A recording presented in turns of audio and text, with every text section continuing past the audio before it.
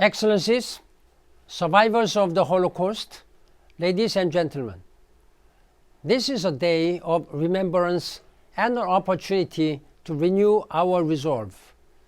During the Second World War, 6 million Jews were systematically rounded up and exterminated. In 2013, I have visited Auschwitz. I met with the survivors. I will never forget. The Nazis also murdered Sinti and Roma, political prisoners, homosexuals, persons with disabilities, and Jehovah's Witnesses and Soviet prisoners of war. This colossal tragedy shattered faith in humanity, but it also spurred action. The United Nations was established to reaffirm faith in the dignity and worth of every person and to uphold the rights of all to live in equality and free from discrimination. These principles remain essential. People worldwide, including millions fleeing war, persecution, and deprivation, continue to suffer discrimination and attacks. We have a duty to remember the past and to help those who need us now. On this day of Holocaust remembrance, I urge everyone to denounce hateful political and religious ideologies.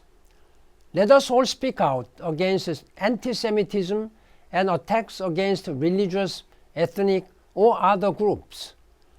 Let us create a world where dignity is respected, diversity is celebrated, and peace is permanent.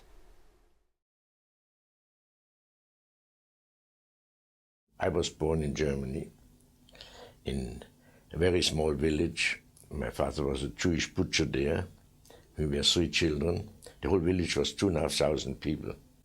We had very little local anti-Semitism there, because Jews, the non-Jewish population, knew we are now different to them, except we go to the synagogue, they go to the church, we have got our festivals, they have their festivals, but we respected each other and we could observe our religion without any hindrance. I was standing with my father in the main street in Berlin under the Brandenburg Gate, where there was a victory parade of the Nationalsocialists in the nighttime, and they were carrying torches and flags and drums and singing and marching by the thousands through that particular gate. Hundreds and thousands of people were lined up on the streets, including my father and myself. And my father had a sad face. And all of a sudden, I saw my father crying. Tears were rolling down his cheek. And I said, "Why are you crying, Dad?" He said, "That is the finish of Germany, and that is the finish of us, Jews." Lodz was occupied by Nazis troops immediately on the 7th day of the war. And because 200,000 of its inhabitants were Germans, straight away the whole town changed into a German town. There were flags, Nazi flags hanging from almost every house. Soldiers were marching and singing, German songs. And Jewish people, majority of them were traditional Jews. They were visible whenever they went. They were being abused, left, right, and center. Sometimes they were taken to perform some manual work, or sometimes it was work which was carrying stones from one end of the yard to another one and back again and so on, just to abuse people, to make them feel uncertain, to make them feel, I don't know, to take away their dignity and to take away their peace of mind, that all of a sudden there was this uncertainty anywhere. When we came to the ghetto was physically full. I assume that in little district, but the ghetto was established previously, was about 5,000 or 6,000 people. At this stage, there was 60,000 people The big crunch came in September 1942. Sperre. Police hour, curfew.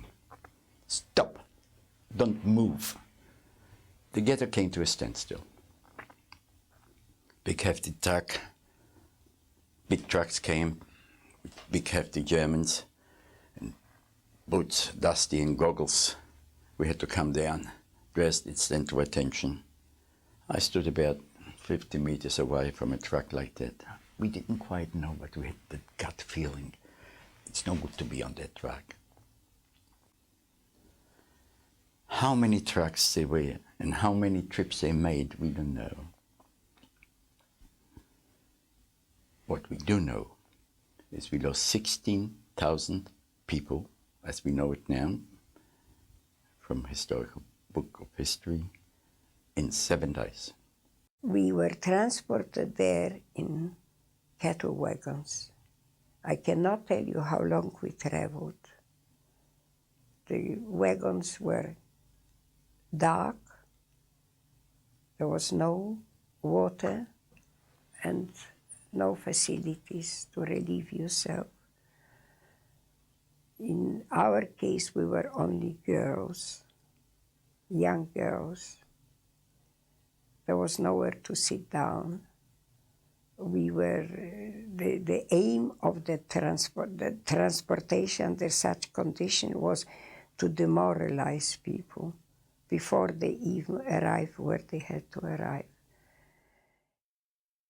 What I do remember very clearly is passing a building and seeing heads, shaven heads, and people screaming out with their hands out, calling out to us, give us your bread, because some people still had pieces of bread. If you have bread, give it to us, because they'll take it away from you anyway. You won't have it. And as I passed those people, I thought to myself, my goodness, where am I? Is this a mental asylum? People look like that?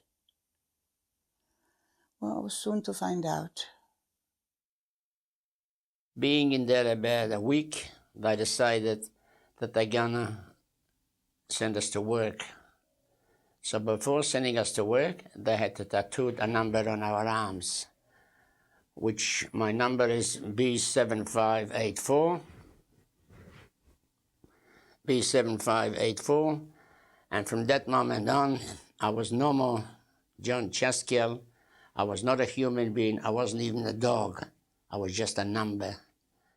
Living conditions were very bad. We had rats and lice marching over us, and the rats were big like the cats. In the beginning, we had children in the camp. During the night, we were waking up by the screaming of the children when they were bitten by the rats. We were all the time, constantly hungry. The work was hard.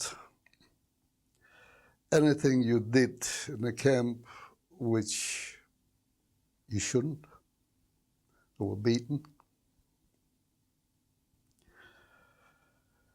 People who tried to run away, they were shot or brought back and hung in front of us. The hanging was always on a Sunday when we were not at work, and we all had to watch it. It was horrible. I felt that this is really the end. I felt there is nowhere lower to go, because this is supposed to strip us of our last shred of dignity, humanity. The minute the war ended, my good dreams ended as well. And I started to have nightmares.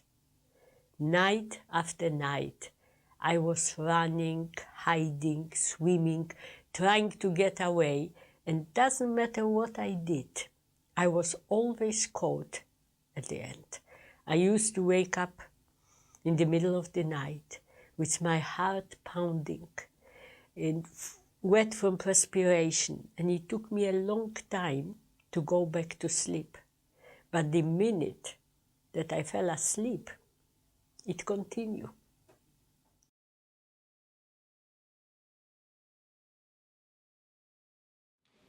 I'm not sure that any words, after having watched and listened to the testimony of survivors that we've just had, it's very hard to find words to come after that. But my job here tonight is to introduce the people who will be speaking to us and the special guests who've come to join us. So my name's Jennifer Harper. I'm the President of the Jewish Community Council of Victoria, and I'd like to welcome you here to this very important event marking United Nations Holocaust Memorial Day on behalf of the JCCV and the Jewish Holocaust Centre. First, I'd like to acknowledge the traditional owners of the land on which we meet, the Kulin Nation, and pay my respect to their elders past and present. I welcome our keynote speaker, His Excellency Dr. Helmut Berg, Ambassador Extraordinary and Plenipotentiary of the Republic of Austria, who we'll be hearing from shortly. And we'll also be hearing from Moshe Fishman, who will be presenting his testimony, and Dr. Lachlan Strawn, the First Assistant Secretary, Multilateral Policy Division of the Department of Foreign Affairs and Trade. Also like to welcome His Excellency Mijula Petrovic, Ambassador of the Republic of Serbia, and other representatives from the Consular Corps who are here with us this evening. Chief Commissioner of Victoria Police, Graham Ashton AM, and Deputy Commissioner of Victoria Police, Andrew Crisp.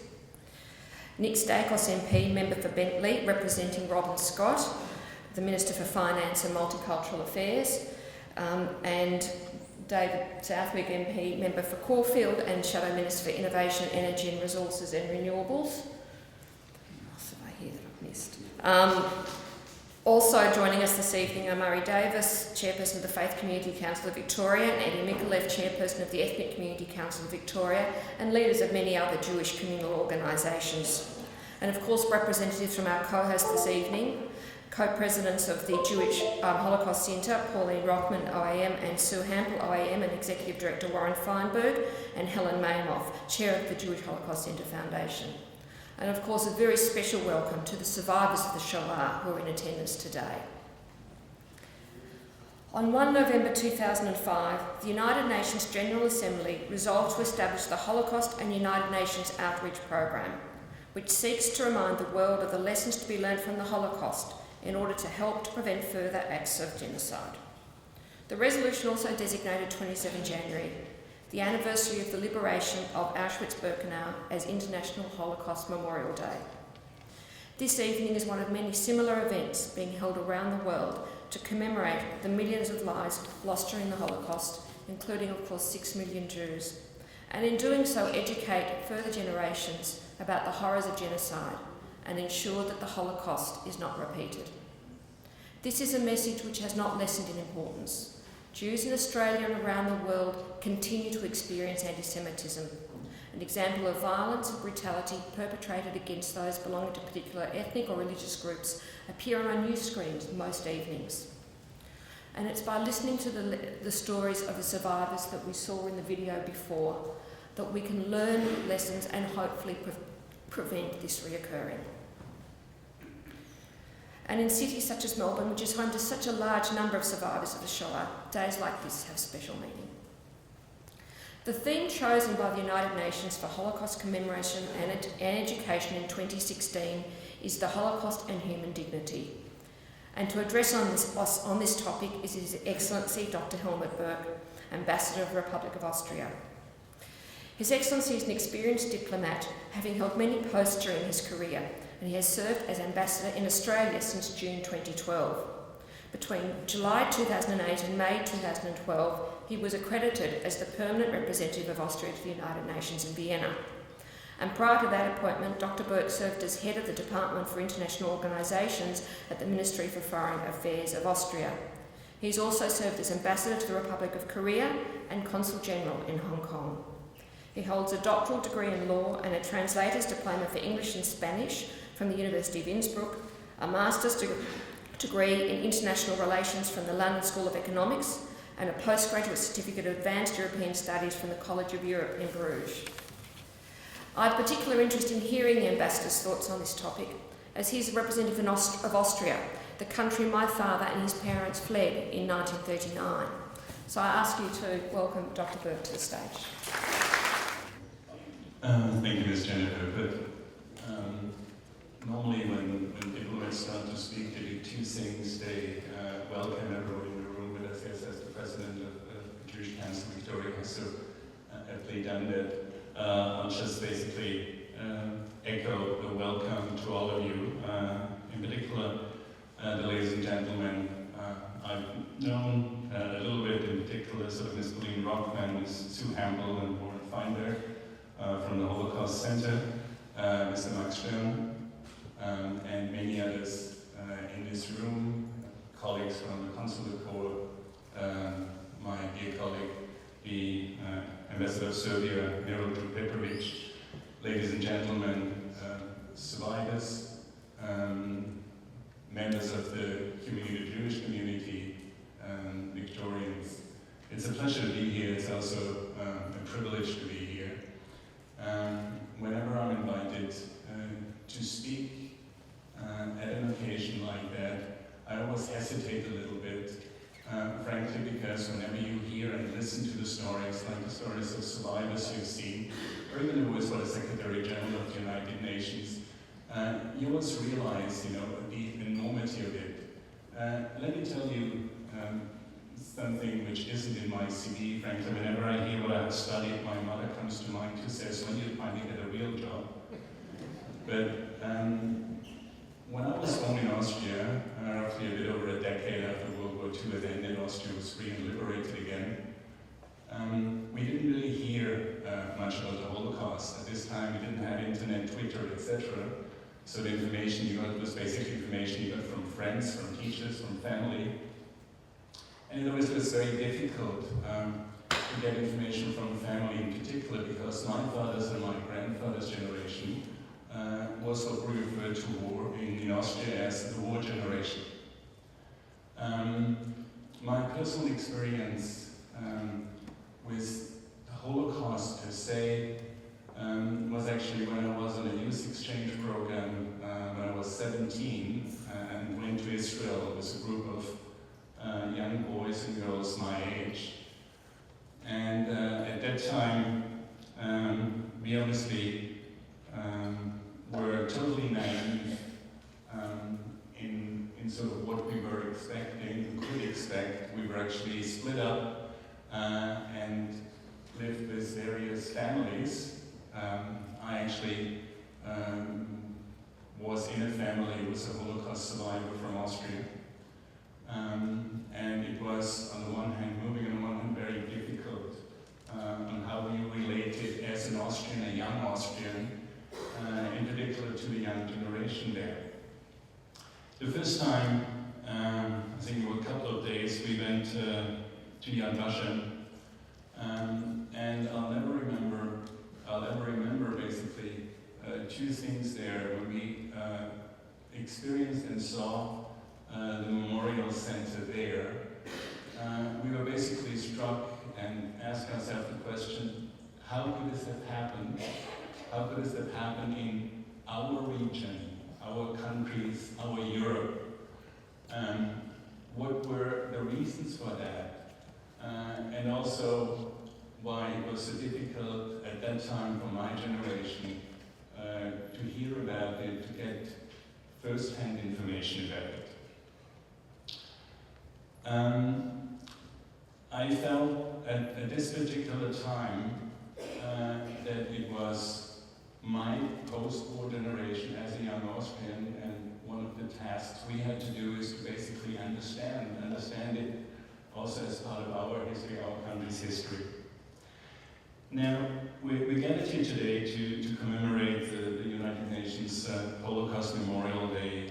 As was pointed out before, today's memorial is based on a resolution adopted by the General Assembly of the United Nations on the 1st of November 2005, which was co-sponsored by over 100 states, and which states, quote, reaffirming that the Holocaust, which resulted in the murder of 1/3 of the Jewish people, along with countless members of other minorities, will forever be warning to all people of the dangers of hatred, bigotry, racism, and prejudice, and resolves that the UN will designate 27th January as an annual International Day of Commemoration in memory of the victims of the Holocaust.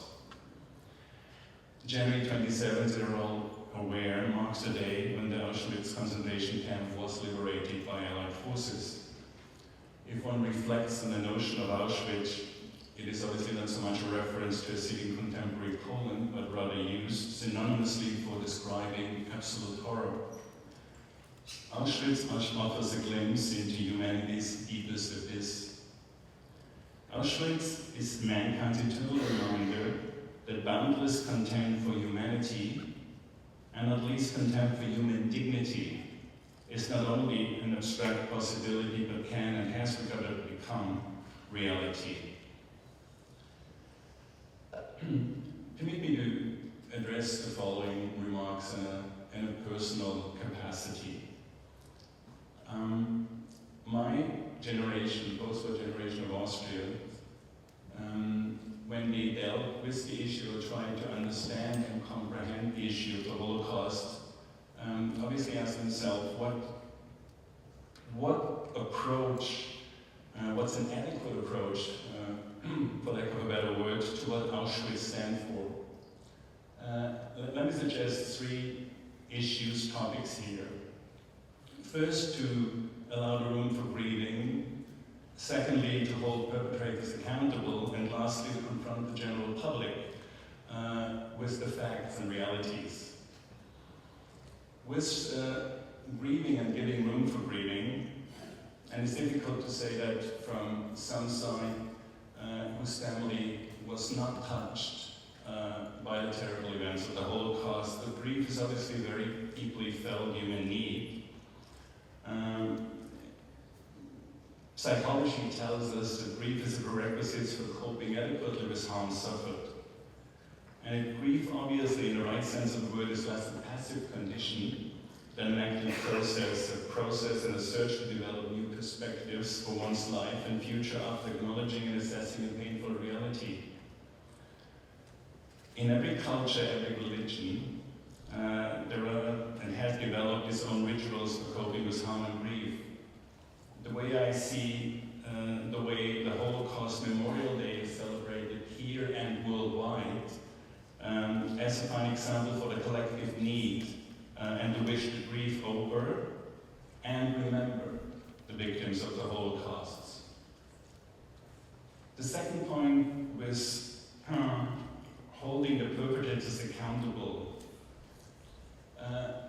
Those who sort of focus and talk about collective guilt of countries and nations may sometimes make it easier to exempt those who bear individual guilt and individual responsibility. I do believe that it's about the personalization of responsibility. It is about identifying the perpetrators, the followers, accomplices, but also the so-called onlookers, and also those who offered resistance. To individualize and personalize responsibility and punish the perpetrators is obviously not only necessary to provide the victims with some kind of satisfaction they deserve. It is also indispensable in view of the future. Only when genocide, when crimes against humanity, when war crimes, when aggression and the respective political decisions leading to those crimes are prosecuted and brought to justice in front of an independent tribunal, a healing and reconciliation process has a real chance. Just as every human being has to face the dark and worrisome abysses in depths of one's soul in experience or to experience the healing, each and every collective body, each and every state has to actively tackle its dark sides, its stain and shame. This can be painful, but this process also allows a healing process to begin. Let me turn here to my country, to Austria. For a very long time, Austria limited itself to the role of the first victim of the Nazi aggression without acknowledging at the same time that a lot of the worst Nazi perpetrators were Austrians. As was unequivocally stated by the late Austrian federal president Thomas Klestel at the Knesset when he visited in Israel on November 1994. Let me quote what he said.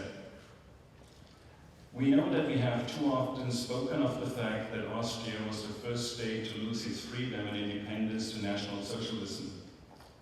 But we have spoken far too rarely of the fact that some of the worst henchmen of Vienna's dictatorship were in fact Austrians. And no word of apology can ever expunge the agony of the Holocaust in the name of the Republic of Austria. I bow my head before the victims of that time. Unpunished crimes of the past are irresponsible burdens on the future of the state. It is often said that guilt that is covered, hidden and minimized proliferates under the surface and finding unexpected ways to the surface. When it comes to Austria and its Jewish populations, things have developed in a very intense way. In particular, after politicians like our former president uttered these words, what has happened in Vienna, and those of you who have visited Vienna and Austria realize there is a vibrant, albeit small, Jewish community there. We do have a Jewish community which is sort of very active in a variety of fields, being in schools, sports, etc.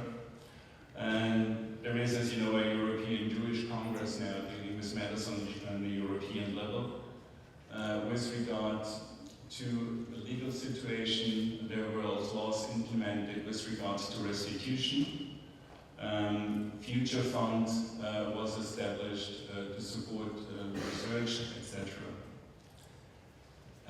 This is just a small segment of what was done in Austria, but what Austrian and Austrian politicians have done is to improve and also improve the relations with the Jewish community as part of the Austrian population, as well as sort of learn from the history. Which leads me to my third point, to confront the general public with the facts and reality of the Holocaust, relentlessly and adamantly. What does one have to counter? One has to counter, in particular, the denial of the Holocaust as a historic fact, the trivialization of the Holocaust, and also a tendency in some quarters to relativize the Holocaust in offsetting its monstrosity against other infamous actions of mankind. At the same time, it seems essential to stand for a sharp individual sense of injustice, to foster individual moral courage, and to promote individual tolerance. Which also reminds me of a word by Simon Wiesenthal who said, "Tolerance and human rights require each other."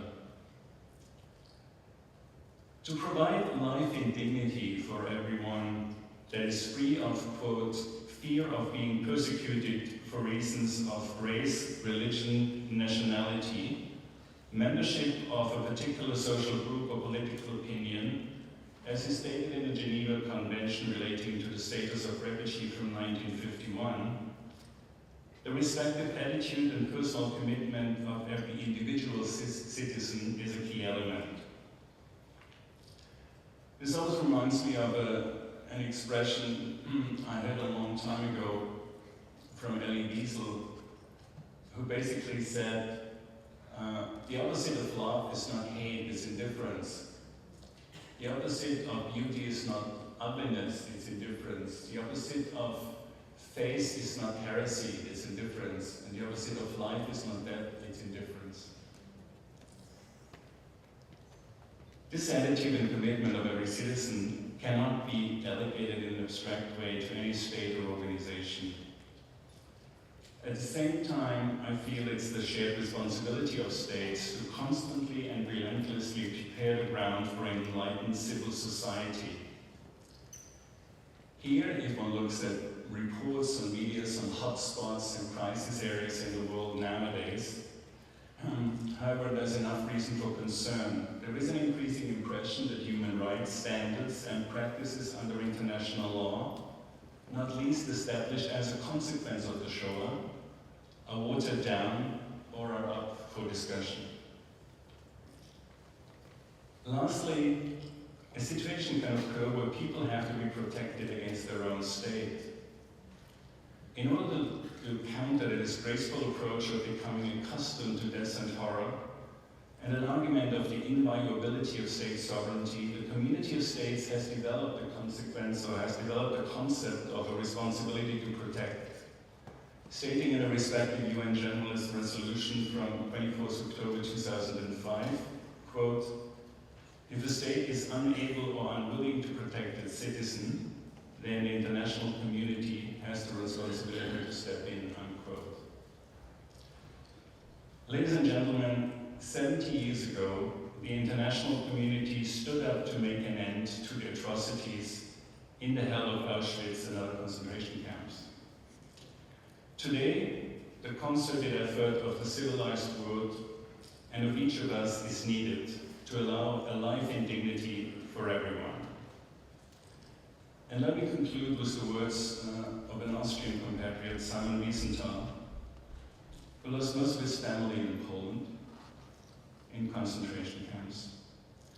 For evil to flourish, it only requires good men to do nothing. Let us hope this will never happen again. Thank you. My name is Sue Hampel, and I'm co-president at the Jewish Holocaust Centre. Thank you, Ambassador Burke, for your insightful presentation. Your words resonated with all of us, especially your personal experience in confronting Austria's past. We shall have an opportunity to thank you formally at the end of the evening's commemoration.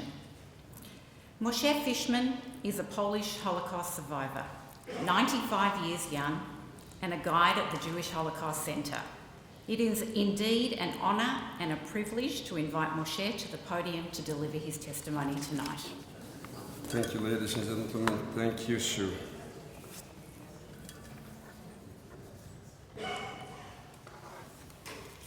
My name is Moshe Fishman, as you've just heard from Sue Hampel. I was born in Radom in Poland in November 1921. My parents were Ephraim Fischl and Chava Gittel Fishman. I had 4 siblings, Shmuel Arya, or Samuel, Chaya Reisler, whom we called Chela, Manya, whom we called Miriam, and Yaja, whose given name was Yocheved. The 2 youngest ones were 13 and 14 years of age. My mother died in 1937, 2 years before the outbreak of the Second World War. My father, together with my 3 sisters, perished in the gas chambers in Treblinka. My brother survived. He fled to Russia, and I married Franziska Gottlieb in Bari in Italy 3 years after war ended. My wife was born in October 1920 in Krakow, Poland, is also a survivor, a Holocaust survivor. She will be 96 in October this year, and she is present here in the audience.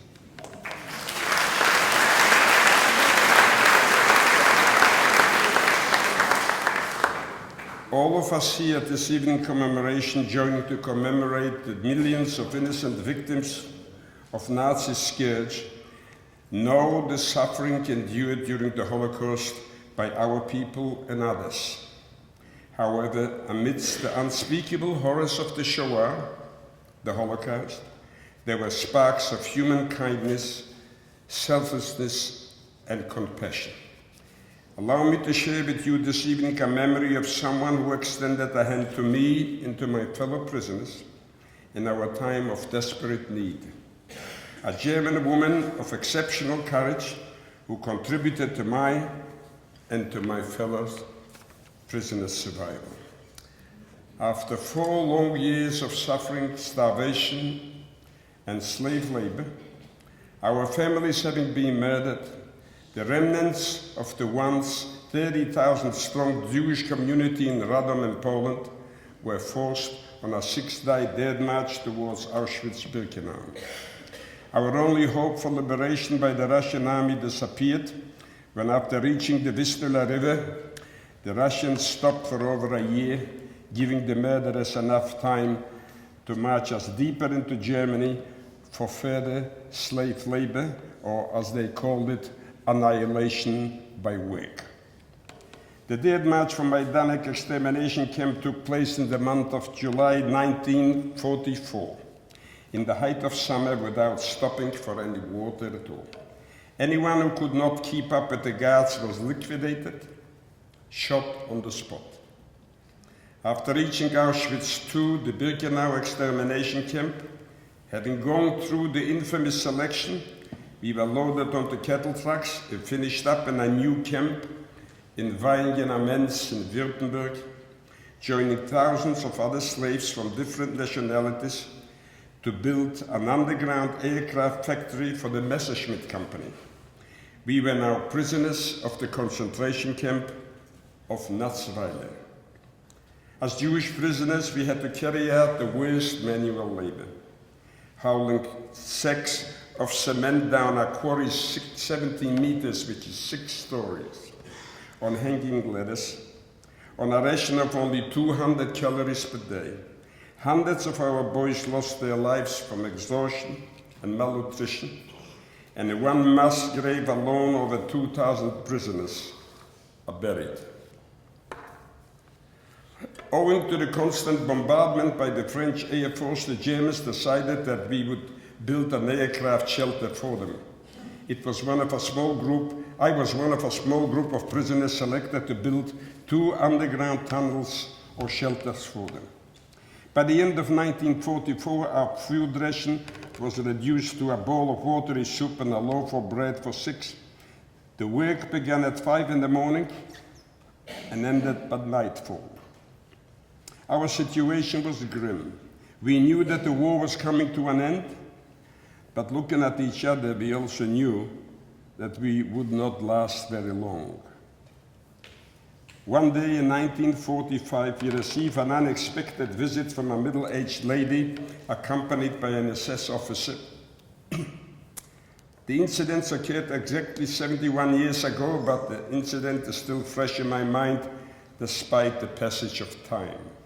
We understood that the woman must be somebody important, as no civilians were allowed to enter the prohibited zone area of the camp. I should add here that I had earlier met Dr. Mengele, the angel of death, on my arrival into Auschwitz. I've now met a veritable angel of life who was to risk her own security to save at least some of the unfortunate Jews condemned by racial and religious hatred. After inspecting the tunnels and impressed with our work, she received permission to address me. She said that she would like me to advise her, as she would like to have an underground shelter for her people. As I was the one with the best command of German language, I was the one she was speaking to, and I had to answer. Asking for my name, I could only give her my number. My number was 25627. I had no name. I was a prisoner. She mentioned that she asked the permission from the camp commandant for me to visit the estate and gave her name as Baroness von Neurath.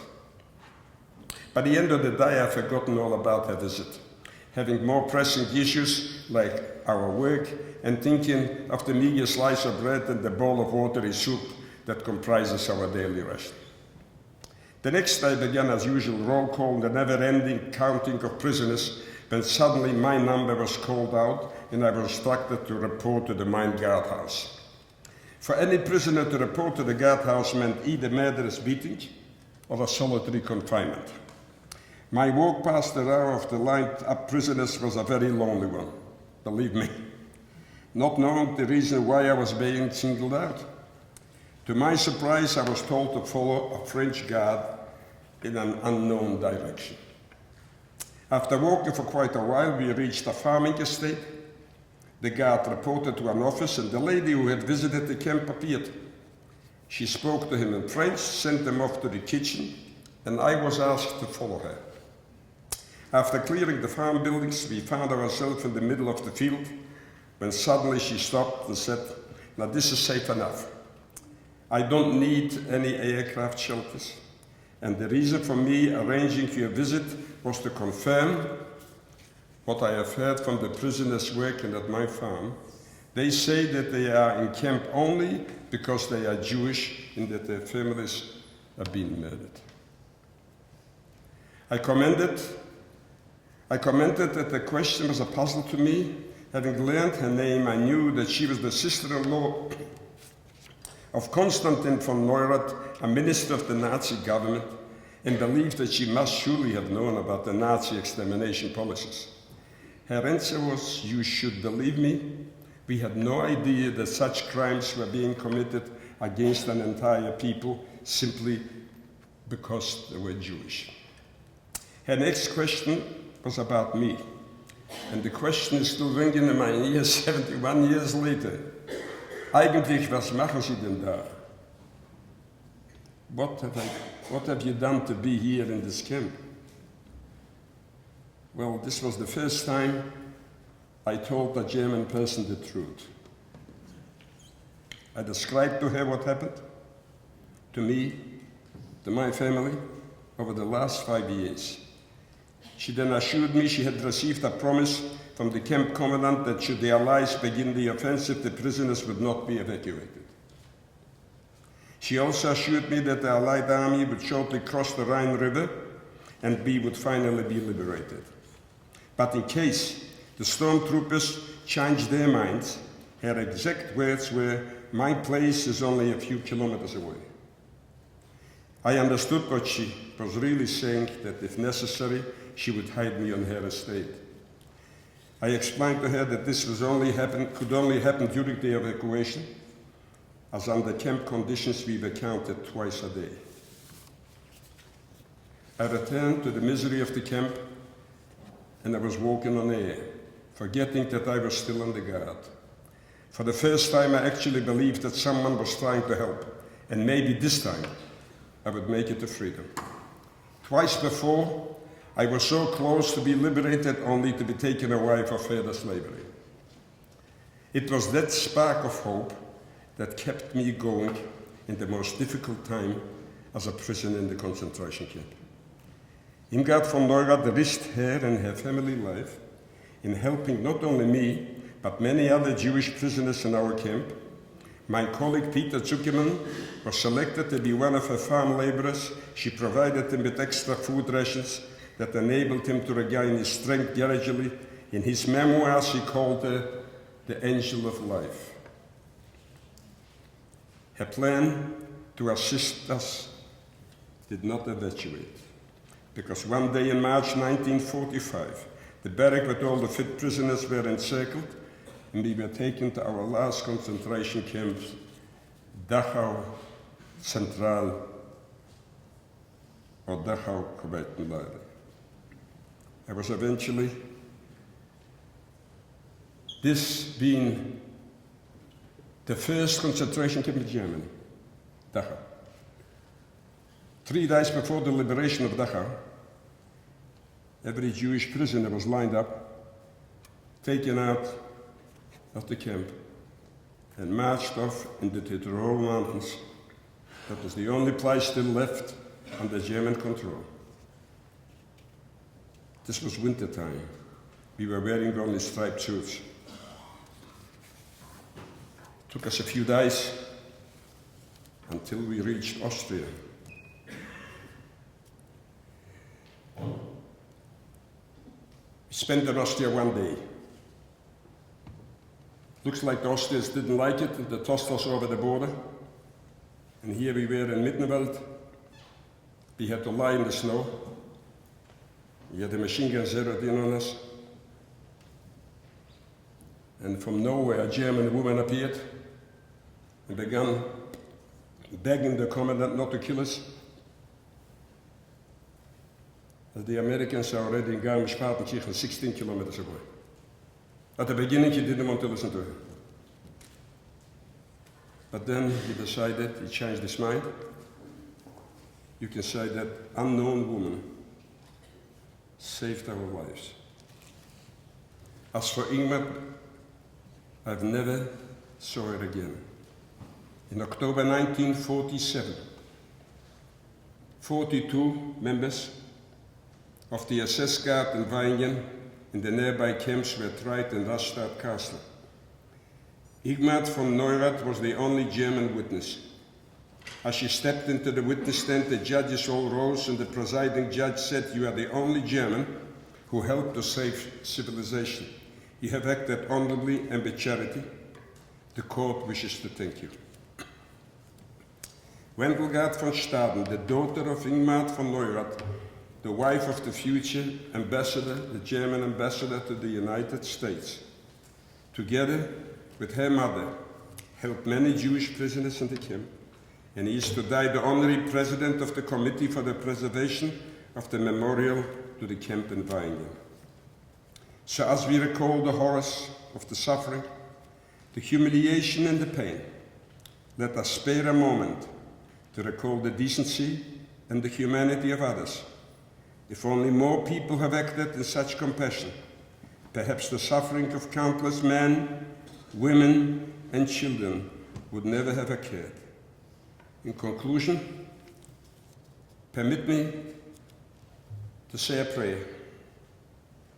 It's the same prayer that my family and millions of other families have uttered in the last second of their lives.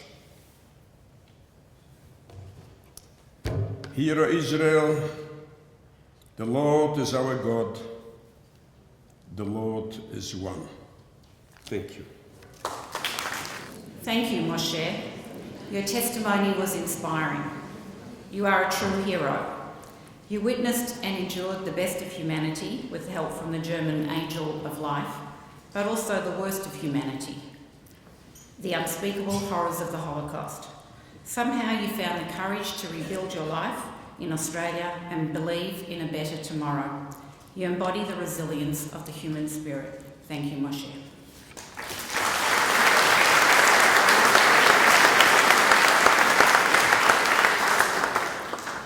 In 2001, I introduced the International March of the Living program to Australia. We started slowly with 28 students. Since then, over 1,000 Year 11 students and 500 adults have participated in this life-changing program. Participants understand not only the importance of remembering and honouring those who perished, but also the importance of transmitting their stories and legacies. I'd like to invite Adam Dostalek from Sydney, who participated in the Young Adult March of the Living program in 2014, to address you tonight. Thank you. Hi everyone. I believe we're going to watch the trailer to my film that I made about March of the Living first. So we'll watch that and then I'll give a little talk. This seems unreal because this is just, I think it's too much to take. Like, for me, it's unimaginable what happened, right? And unless you are confronted with a story, with part of someone's life, which is spoken about or which you read about, then you can't imagine this. This is not it's not a personal issue, this is a human issue. These were people. And whether they were related to you or not, they were human beings, and they were people with hopes and dreams and families just like every one of us. And so to be here in a place like this and to remember people, even if you didn't know their names and you didn't have a relation to them, you're still doing them a great honor by coming here and remembering them. The main reason why I came was right here, was Fagi and all the Holocaust survivors that we still have. Because there will be a time, and it's probably starting already, where there will be plenty of people and plenty of nations who will say that the Holocaust didn't exist. And it's my duty, as it is all of yours, to come and hear it from her firsthand, to say that you were there with her, and to advocate and to talk about the experiences that she had to everybody else. And God bless Faggy and all the survivors that we have, but we all know the reality of 20, 25 years. I'm not going anywhere yet. I know that. God bless you for long life. Okay? Nobody knows. That's the reality. That's the reality. I'm marching for my best friends' families, the learners and the Fleissings. I feel numb, and then these waves of shock and sadness, and I feel proud to be able to march for my family that have perished in the Holocaust, the 6 million plus all the other millions. So I just feel honored to be here and to be able to march for everyone that can't. Started bawling, and I don't know what I was feeling. I was feeling a mixture of happiness to see that they were there, but very, very deep sadness as well. And a Holocaust survivor who I didn't know, her name was Adele, came up to me and she grabbed me and she wiped away my tears and she shook me and she said to me, she gave me a hug, which I will never forget, and she said to me, "We are here." And that is something I will remain in my mind for the rest of my life. For me, it's to respect those that couldn't be walking today because of what happened here. It's about making sure that it never happens again by remembering.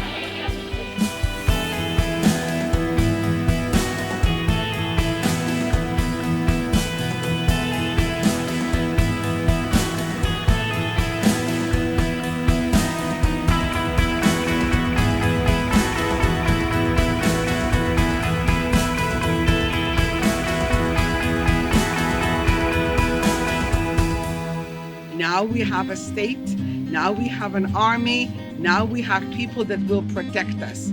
We are not alone anymore.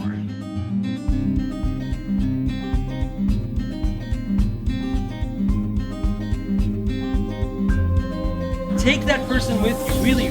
Bring that soul down over here.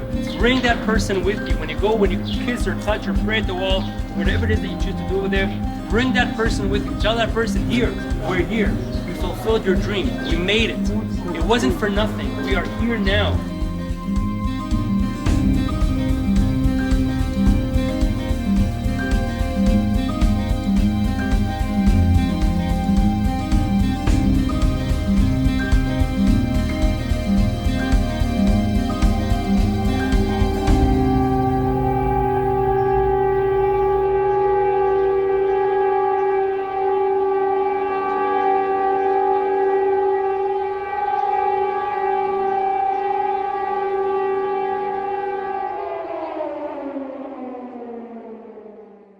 September 2013, I was approached by the Young Adult program for March of the Living, the first of its kind in Australia.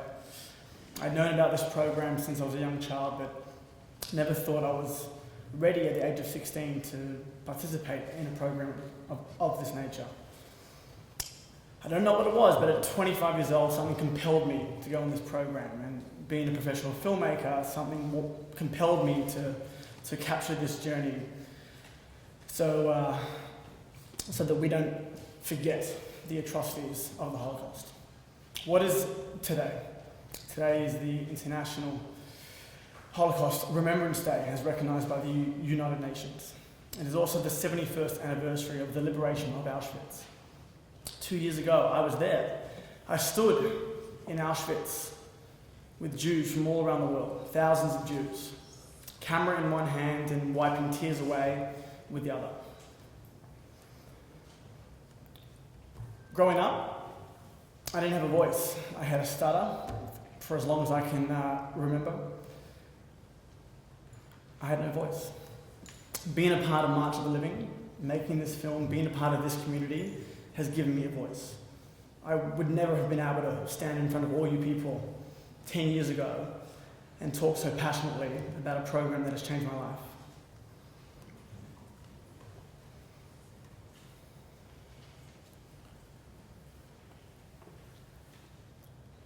The reality of today is that our survivors, our heroes, won't be around forever. And it's programs like March of the Living that keep these stories alive. It is our duty as human beings, not just as Jews, as human beings, to make sure that the atrocities of the Holocaust are never forgotten. There are two key themes in my film. One, that if you have hatred in your heart, there's no room for love. And two, that the Holocaust wasn't just an atrocity to Jewish people. It was an atrocity to mankind. Jews, Poles, Catholics, Gypsies, homosexuals were all perished during the Holocaust. And it's something that people tend to forget. Since its establishment in 1988, March of the Living has had over 250,000 participants from all around the world, from many, many countries. And I hate to say it, but the program is at a risk of dying. It's up to our generation, it's up to all of you to keep amazing programs like March of the Living alive. There's one key aspect of March of the Living that stands out from other like such programs, and that is going with a survivor. Our survivor, as you saw in the trailer, Faggy Lippman, she was our hero. The positive energy that she brought to our program will live inside of me for the rest of my life. And as I said, if we don't continue keeping her memories and all the others alive, they'll be forgotten.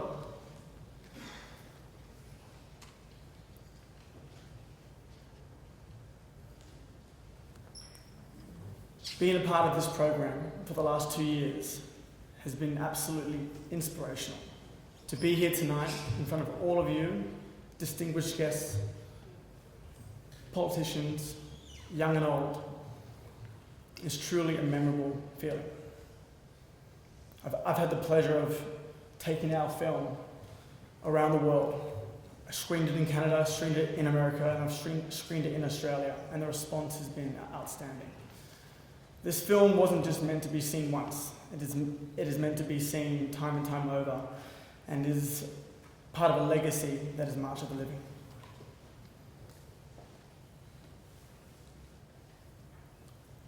I'd like to finish my speech from a quote from Simon Wiesenthal.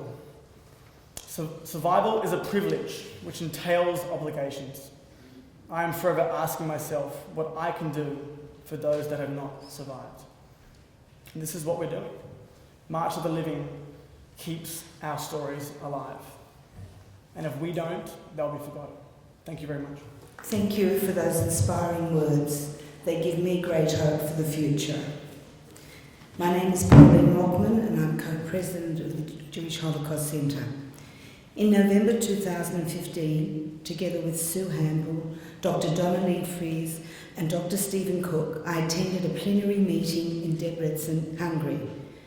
We four were part of representation of Australia at the International Holocaust Remembrance Alliance, IRA. The first time Australia had representation on this important international organisation. One of the pillars of this organisation is the commemoration on January 27th of International Holocaust Memorial Day. The Jewish Holocaust Centre has marked this important event annually in line with the theme designated by the UN for that year. We have taken the lead in this venture, and it is a great and positive move that now in 2016 we host this event together with the Jewish Community Council of Victoria. This evening we're delighted to welcome Dr. Lachlan Strawn, First Assistant Secretary in the Multilateral Policy Division, Department of Foreign Affairs and Trade, DFAT in Canberra. He also serves in the Department of the Prime Minister and Cabinet. Dr. Strawn is at the forefront of Australia's involvement in the International Holocaust Remembrance Alliance, and it is my pleasure to invite him to give us an overview of Australia's involvement in this important organisation. Thank you. Thank you very much, Pauline. It's very good to be back in my hometown. I'm very much a Melbourne boy, as I'll indicate in some of my remarks. Moshe, can I say that what you told us was humbling and daunting, the kind of strength of character and the fortitude that you demonstrated. I doubt that I could have demonstrated something nearly as magnificent as that. So you have truly given us a gift.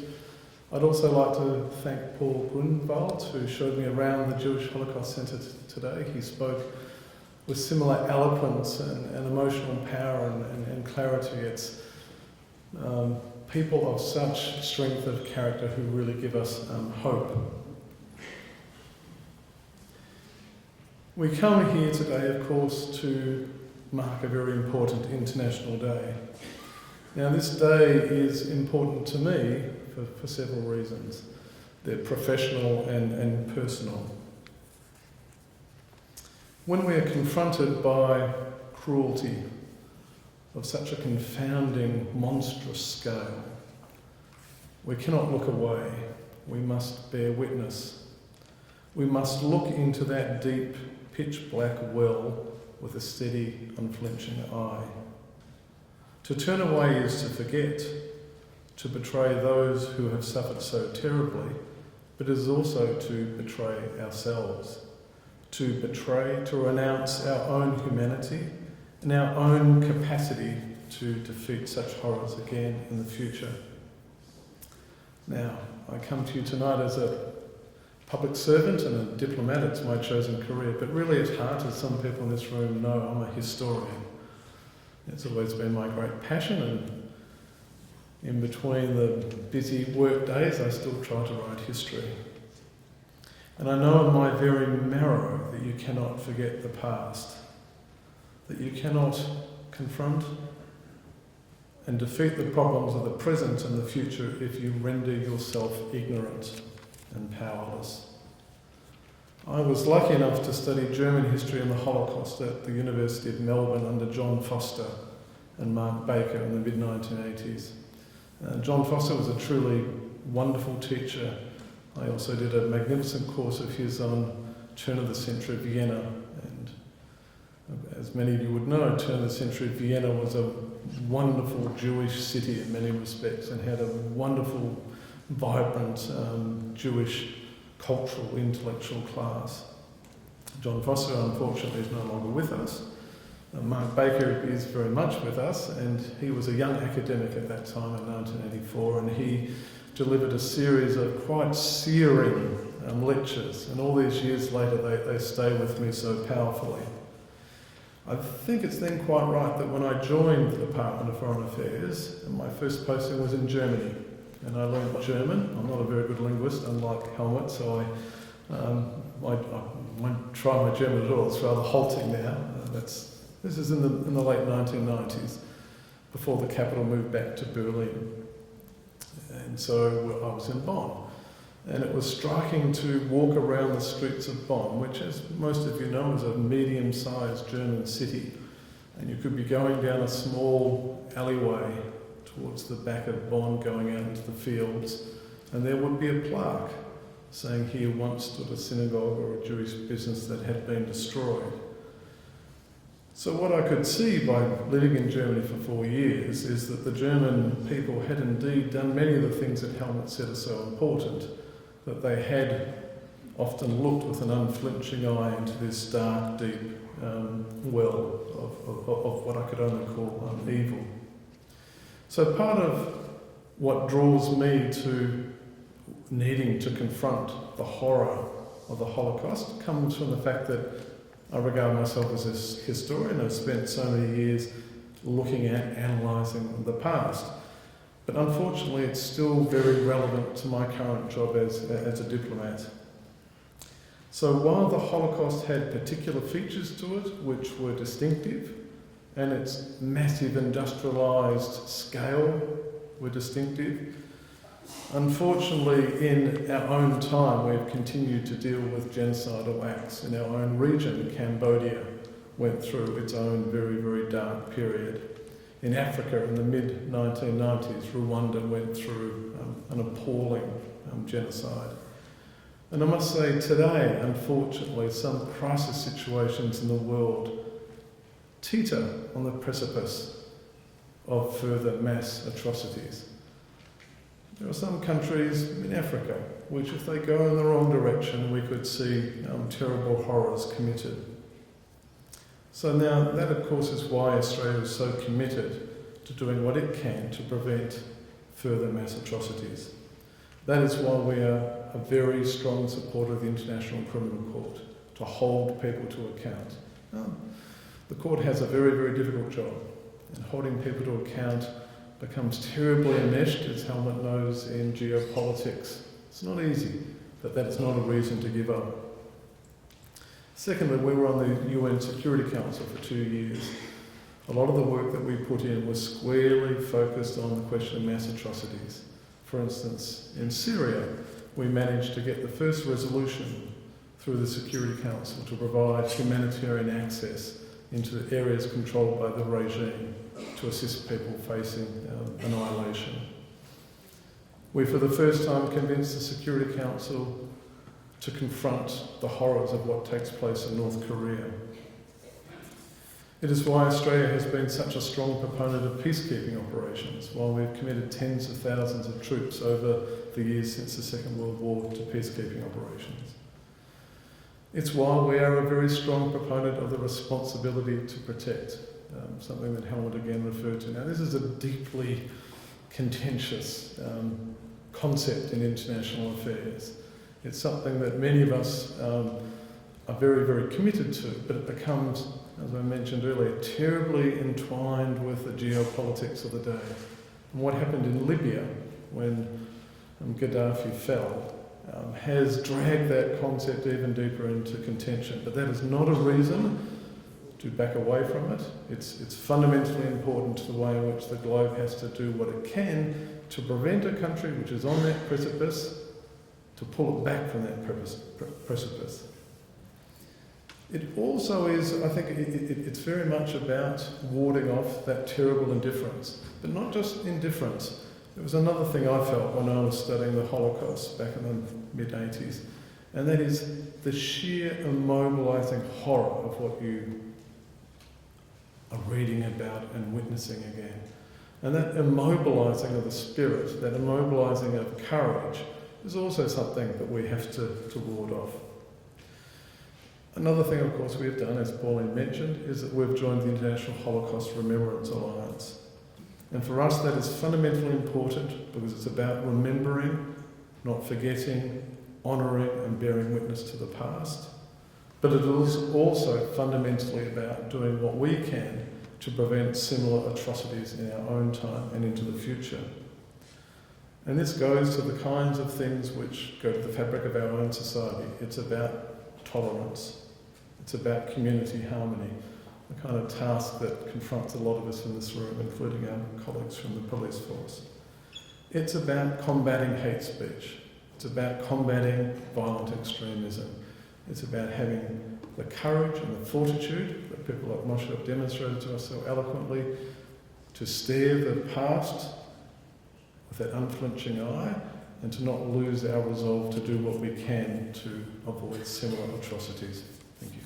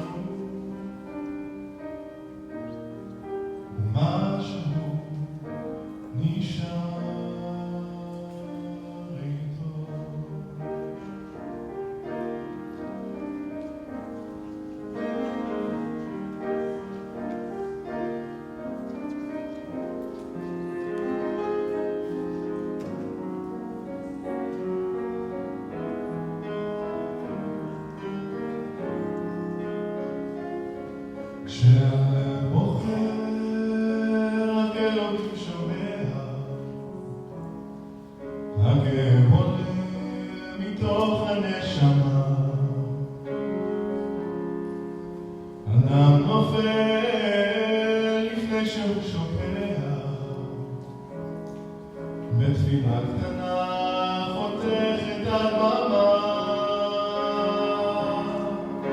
שמע ישראל אלוהי אתה כל יכול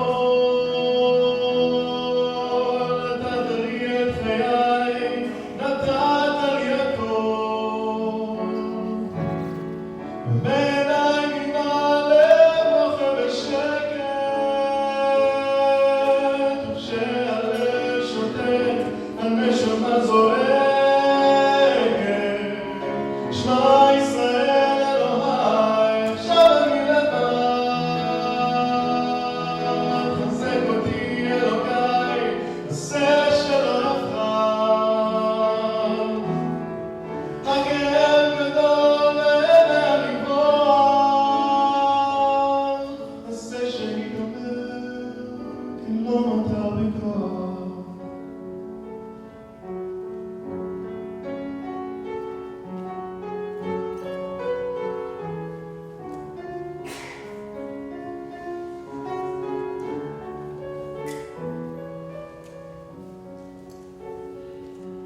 רסיסים שלו בדמעותייך וחיוך שוב מגשש דרכו אליי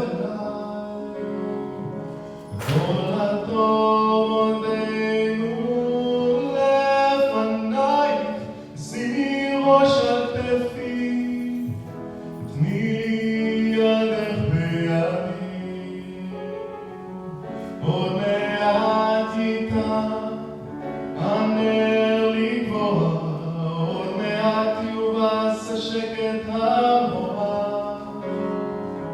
המולת היום תתחיל לבכוע, לא תלכי לבדך, אני אהיה שם איתך. לא קלה היא, לא קלה דרכנו, בעינייך לפעמים כל עונות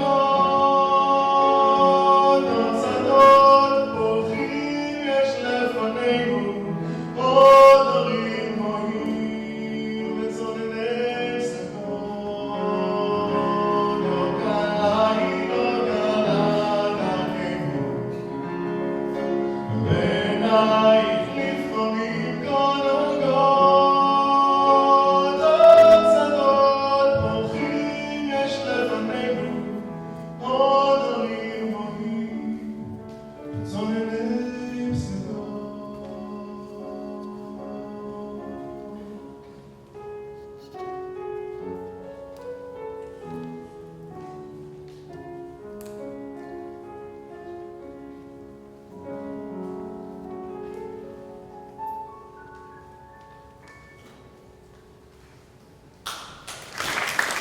At commemorations to mark the Holocaust, it is traditional to light 6 memorial candles. Mrs. Sesha Goldberg, Holocaust survivor, will light the first candle in memory of the 6 million Jewish victims of the Holocaust, men, women and children, all of them innocent, who perished in the Shoah. The second candle honors the many thousands of men and women who refuse to be bystanders and who risk their lives to ensure the safety and dignity of mankind. They embrace the qualities of human dignity and the sacredness of human life above all else. Theirs were acts of courage. Many have been deservedly honored with the award of Righteous Among the Nations, Chasidei Umot Ha'olam. I invite Mrs. Ada Gishel, a participant in the Adult March of the Living program, to light this candle.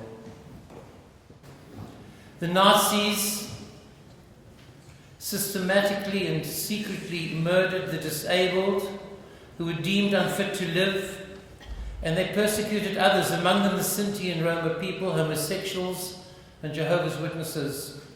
This candle, kindled in their memory, is to be lit by Mr. Nick Miajovitz, coordinator of the annual memorial to the victims of Jasenovac, the largest concentration camp in the Balkans, where tens of thousands of predominantly Serbs, Jews and Romans were murdered. Nick.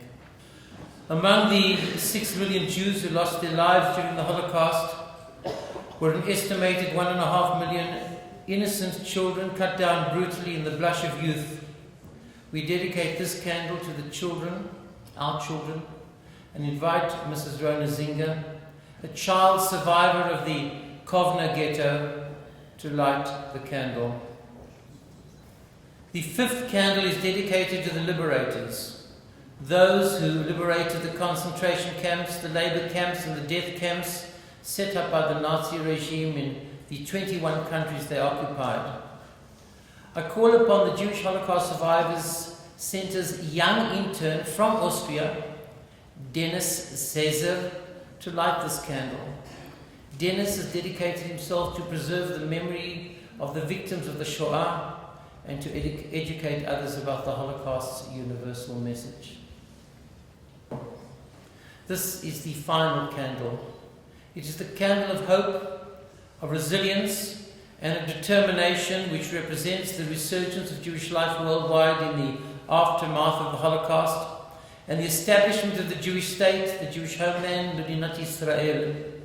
Mr. John Lamovi, a Holocaust survivor, is a father, a grandfather, a great-grandfather of children who represent the ongoing march of Jewish history and of Jewish survival. Ve'af al pi ve'lamrot hakol, renewal despite all odds, this in the face of destruction. I invite Mr. Anton Herman to the stage. Ladies and gentlemen, it is my responsibility now to, on your behalf, thank those who have made tonight possible, and particularly our guest speakers. An evening like this gives rise to a strong mix of emotions. Ongoing grief, disbelief,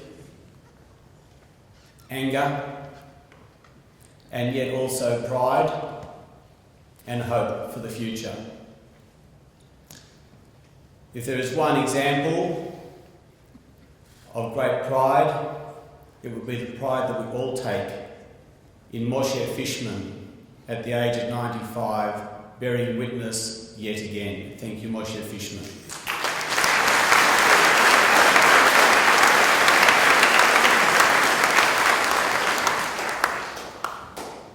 Lachlan Strawn has asked us all to look deep into the abyss of the Holocaust and to bear witness. And surely no night like tonight that brings the representative of Austria into our presence could go without mention of the fact that the Anschluss in 1938 was warmly welcomed by the majority of the Austrian people. It has to be said, we must bear witness. Likewise, the horrors of Auschwitz were also the horrors of Mauthausen in Austria. These are the facts that we must face, and that we are grateful that His Excellency the Ambassador has given mention of from a very personal perspective, and we are certainly very grateful for that, Your Excellency.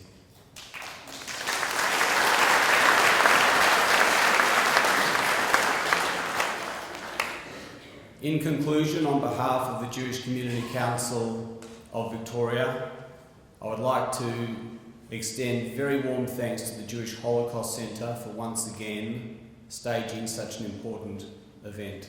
Thank you to everyone on the committee and the staff of the Jewish Holocaust Centre.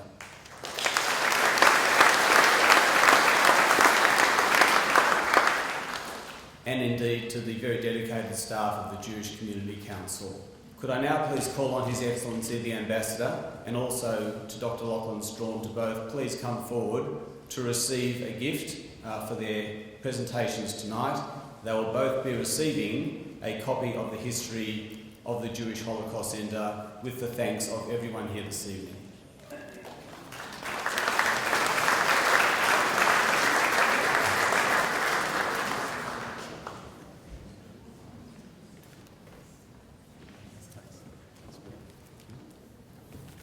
Thank you, Lachlan.